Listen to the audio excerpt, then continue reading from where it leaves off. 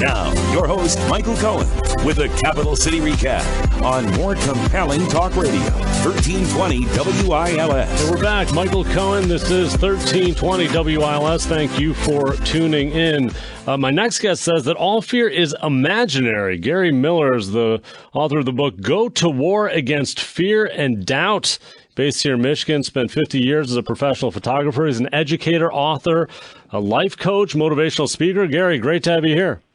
Well, I'm excited. I feel it's an honor and a privilege to be with you and your listeners. Thank you for having me on. Yeah, well, I certainly want to share your story. Now, your own childhood and stuff, from what I understand, it did not begin in a very easy way. Is that fair to say? I mean, I started out very mediocre. I was afraid of everything. I couldn't read, write. I couldn't do math very well. I was a little chubby, fat little kid, always was the last one to be picked. And the thing that I had a voice inside of me always moving towards the things I could do and away from the things I didn't. I didn't judge myself. And I took a course in photography at 12 years old, said I could do this. And I went on the search for truth and to build a career. And every time I met or saw or listened to a lecturer who was a great photographer doing something different, I asked him how he did it.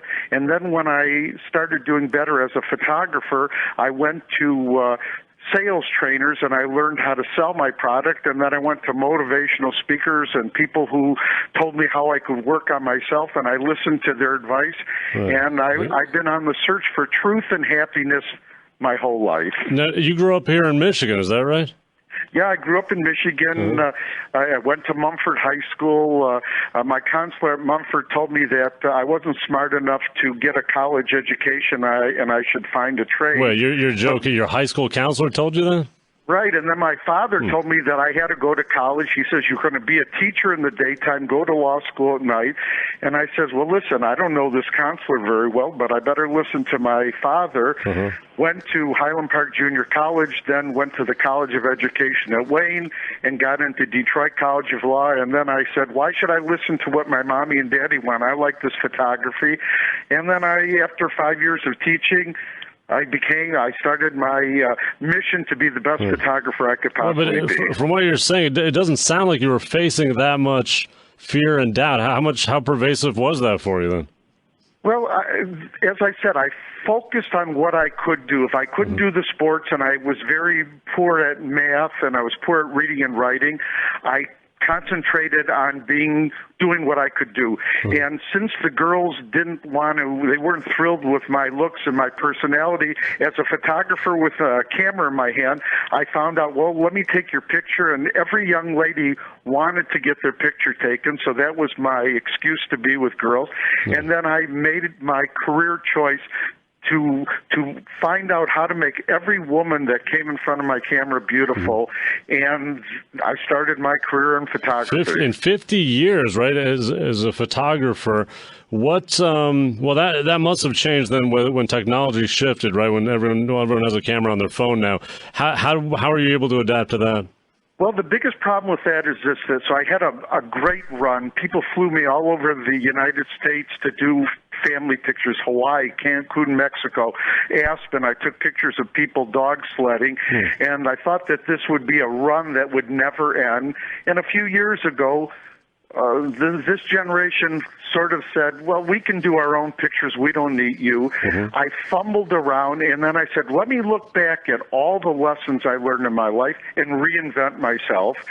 And I started writing down the laws, Gary Miller's laws of success. And then people said, well, I love these laws that you come up with every day. Why don't you put it in a book form? They told me I couldn't write, but I sat down every day for 2 to 3 hours with a blank sheet of paper, and boom, in a couple of years, I had a book. You had the book, and the book again titled Go to War Against Fear and Doubt. What's the number one law, then, would you say, for you in the book? The number one law is dream big dreams, and as you dream, so you shall become, but you only receive that which you earn, no more, no less, which means this: the thing that separates a mediocre person from a great person is that a great person has great dreams.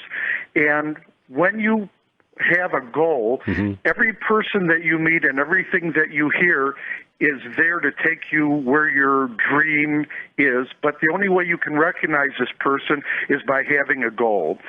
But did you have a mentor of some kind, would you say? So I had a series of mentors. There were great photographers. I found out that if you want advice, you go to an expert.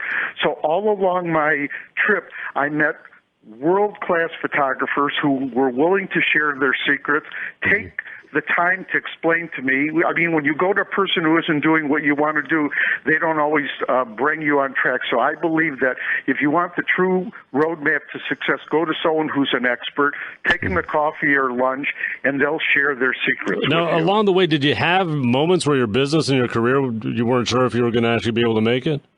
I had a time where I came up with a formula that was against everybody, the way everybody did things in the world. It was totally people have these things called proofs.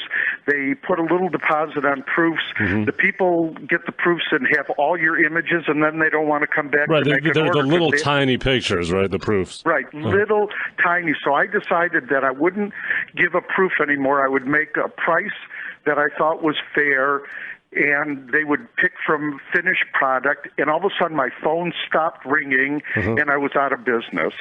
And when the sky is the darkest, that's when the stars come out. And it so happened that I bought all this audio-visual equipment where you could put music to slides and do these love stories.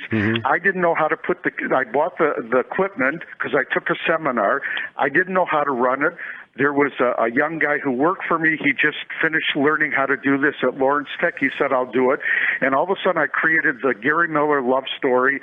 And all of a sudden the magic happened. People were flying me all over the world to create pictures that moved to music. So I would go to their I would go. They'd fly me you have like slides along with the music and so on, and it'd be like a show. Right, and we'd go to New York. Any person who walked in my studio, I said, we've been here. Where would you like to take me? And they took me all over the world. Yeah. Anyone hoping to become a photographer nowadays, what's the likelihood of succeeding today? Well, the livelihood succeeding is this. If you feel you're a winner, if you feel you can do it, if it's your passion, it's something that you love, you're going to make it. If it's something that you can't do what you want to do in life just for money, you have to do it because you love it. And if you love it enough and you work at being the best, you're going to hit it out of the park, no matter what your profession is. That's certainly on the positive end. But you say all fear is imaginary. What does that really mean? It really means this, that when you are faced with a fear, if I'm afraid of water and you're not afraid of water, and I'm afraid of heights and you're not, and we have a group of people and everybody has a different fear, who's right and who's wrong? And what I found out in life is that when I turned to see the thing I feared, when I started to face it, it started to disappear. And when I conquered that fear, it was the next step to success. I was afraid of horses, and for some reason my father gave me a horseshoe ring. Everybody said, do you have a horse?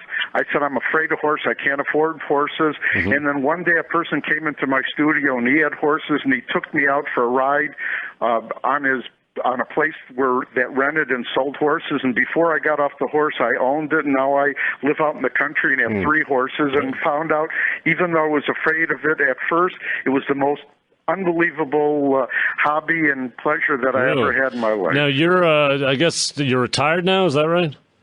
I beg your pardon? Are you retired at this point? Or? Well, I'm not retired, people. I just did a big wedding in South Beach, Florida. So the cream of the crop, the people who want to look beautiful, the people who know what they want are still using me as a photographer. But now I'm going to grade schools, high schools, colleges, and businesses, and showing them that you become what you think about.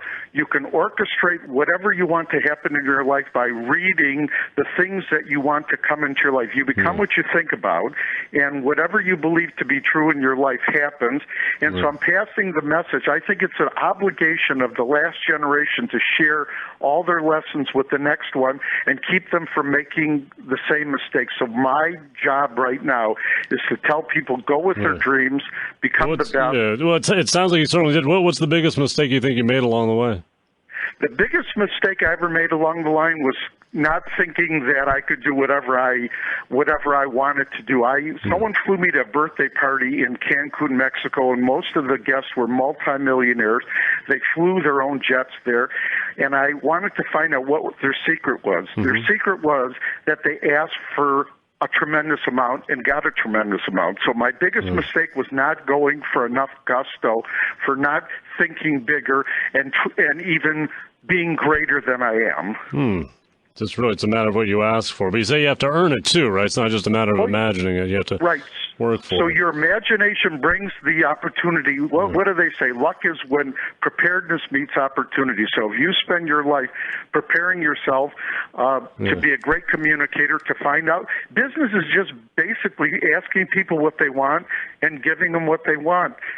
Anything you choose to do in life, just get it. If you help, you can get anything in life you want if you just help enough people in life get what they want, and that's the secret, the magic of becoming wealthy. Gary Miller, the book, Go to War Against Fear and Doubt. Can people find you online, Gary?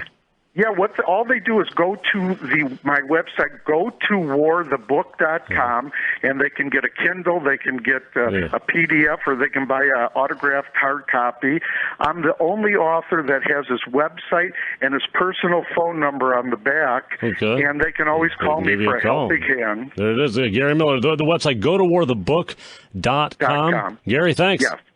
Enjoyed it. Let's talk again.